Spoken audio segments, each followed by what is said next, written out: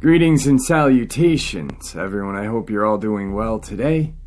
Well, today I've got 3 terrifying yet exciting and amazing Dogman encounters to share with you. Before we get into these encounters, a couple links I'd like to share. As you know, I rely on my Patreon, my PayPal, and my merch to help this channel to continue to grow and go. Those links are in the description below. I also have a second channel for creepypasta, fanfiction, and scary voice acting. Stories that don't fit on this channel. Now, if that's anything that you're into, follow that link and give those stories a listen. You may just like what you hear. And I started a GoFundMe page to help raise some money for Herb-X, cryptid hunting, and ghost hunting equipment. That link is in the description as well. Now I've taken enough time rambling. Let's get on with these terrifying Dogman encounters, shall we? Today's first Dogman encounter brings us to Deadwood, Alberta, August of 1996. The witness lives on a sizable piece of land near Deadwood, Alberta. He raises, boards, and breeds horses for a living. One night in early August of 1996, the witness was awoken by sounds of panicked horses. He said that they sounded as if they were being or were going to be attacked by something. He grabs his 250,000 candle power spotlight and a 20-gauge shotgun, heads out towards the sounds. It should also be noted that his dog refused to leave the house with him, which is very unusual as this dog is trained for running off animals that may attempt to harm the horses. As he approaches the corral where several Shetland ponies were being kept, he spots movement. He clicked on his spotlight and shined the beam over that area. When the beam passed over the corner section of the corral, he spotted what he thought was a large timber wolf. This surprised him as he had never had problems with wolves before. Yet this wolf was making itself a problem. So he goes and shouts, "Hey, yeah, get out of here." What happened next shocked and stunned him. The wolf spun towards him and stood up on its hind legs. He estimated the creature's height between 6.5 to 7 feet tall. The color was jet black and the eye shine was a greenish yellow. He immediately points the shotgun at it and pulls back both hammers. When he does this, the creature begins to emit a growling sound, a vocalization that the witness describes as a steady and somewhat guttural growl. He remembers whispering to himself, "Oh my God, this isn't possible," over and over again. As he does this, the creature starts to go down into a crouch. The witness took this to mean the creature was going to lunge at him, so he fires the shotgun in its direction. The creature drops to all fours and bolts faster than he thought possible for any animal to move in the forest. After the creature moved out of view, the witness began to have a very uncomfortable feeling, like he was being watched. What he described as an unreasonable fear came over him and he fled towards the home as fast as he could move. He considered calling the police, but soon canceled that thought. What would he tell them? That he had just fired at a werewolf? No, he kept it to himself, only telling his daughter when she was in her late teens. When asked if the witness thought he hit the creature with the shotgun, he believes he did, but the damage would have been minimal. He was using number 7 birdshot. The worst that may have happened was that the pellets caused a stinging pain. The duration and distance of the creature from him was about 45 seconds and 40 to 50 yards. He will remain nameless because of a fear that the headache would cause his small community, and he wishes to avoid that at all costs. He seemed quite surprised when told that creatures like this has been spotted all over the United States and even Quebec. The witness seriously thought the creature was a werewolf, as he had nothing else to compare it to. He said that he lived in worry, if not fear, for a number of years afterwards, wondering if it was going to pay him another visit. His biggest fear was it would come back and harm his wife or his daughter. The creature was never sighted again by the witness, and no other similar reports have surfaced. Asked the witness if he thought it was a person in costume, and he gave a resounding no to that question. He said it looked too natural, and the speed that it moved was something that a person in a suit could never accomplish. He also said that no one in the area would be foolish enough to pull a stunt like that, because the end result would most likely be shot. We returned back to Deadwood, Alberta for our second encounter.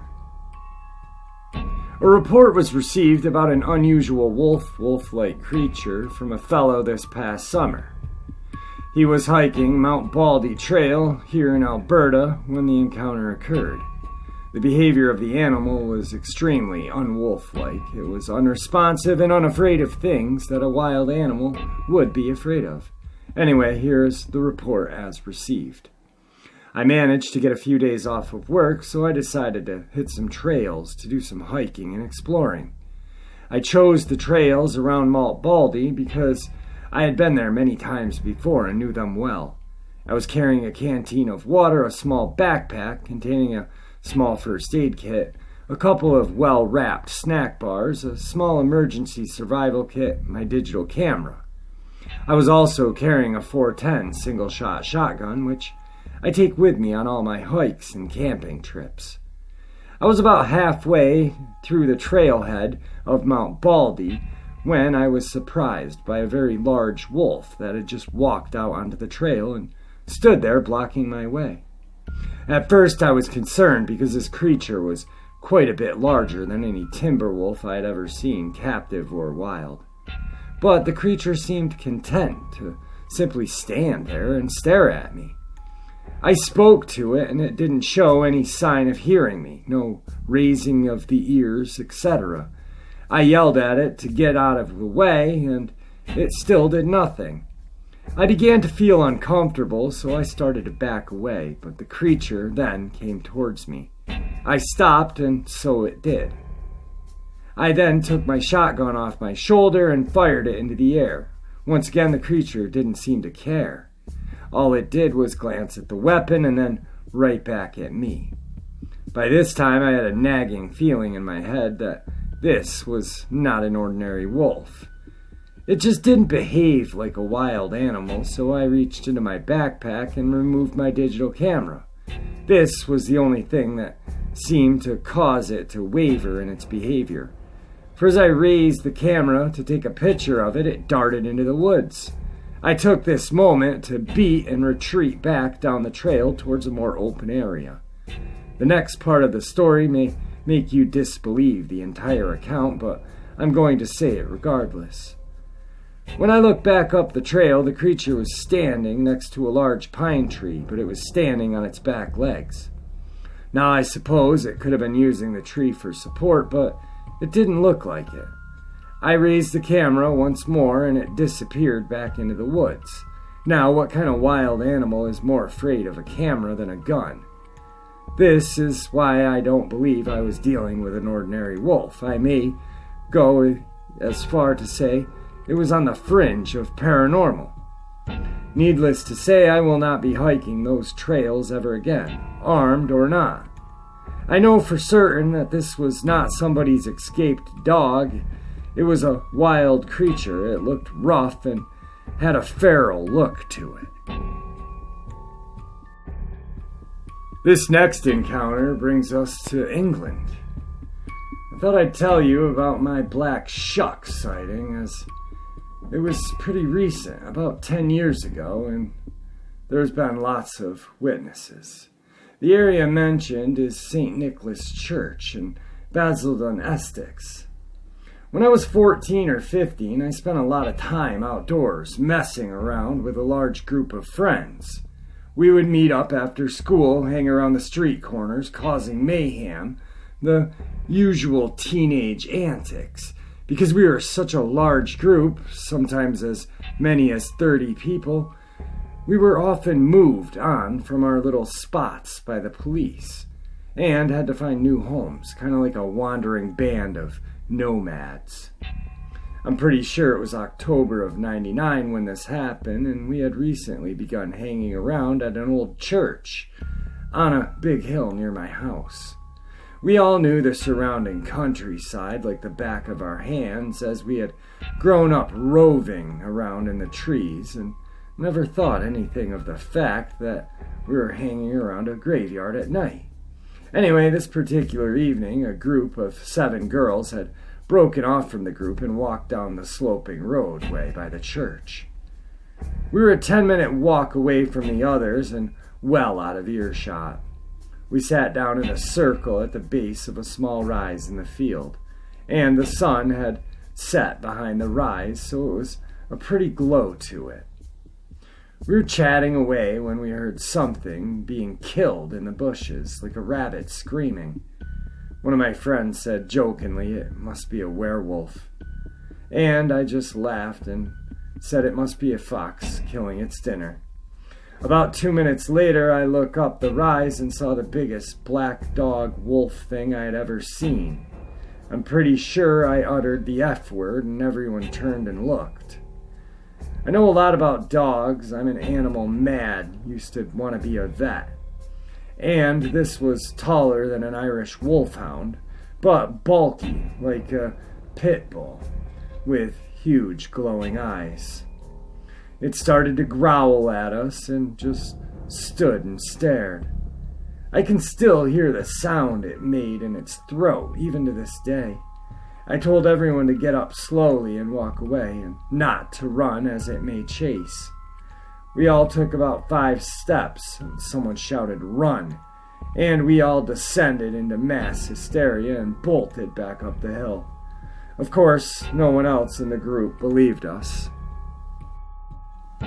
My best friend still hasn't forgiven me for leaving her behind, as she hated dogs anyway and was traumatized for ages.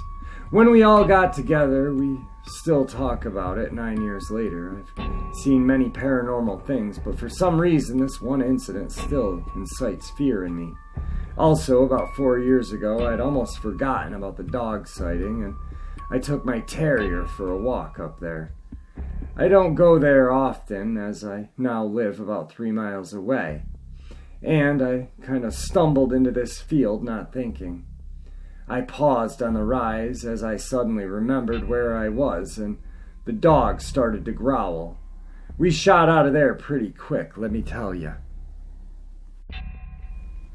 Wow, guys, I want to apologize for my throat and the raspiness or whatever. I don't know if you can hear it, but I can hear it. Still got the frog going on in the throat. I've been drinking plenty of hot tea and nothing seems to want to work. Anyway, these encounters were amazing today. I never get sick of Dogman encounters.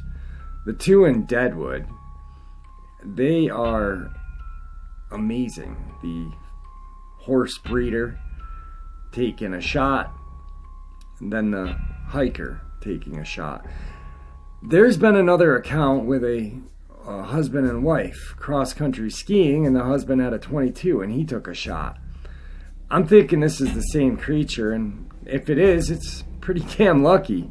3 shots, not getting hit. Just maybe getting hit by a couple pellets here and there, but who knows. And then you got the ever-popular Essex County in England, a hot spot, a bed of Dogman encounters. Jeez, they're everywhere. They're just so exciting and interesting to hear and read these encounters. Anyway, I'm working on some more for you guys, so with that, I'm going to bid you farewell and rest up this throat for the weekend. Enjoy, guys.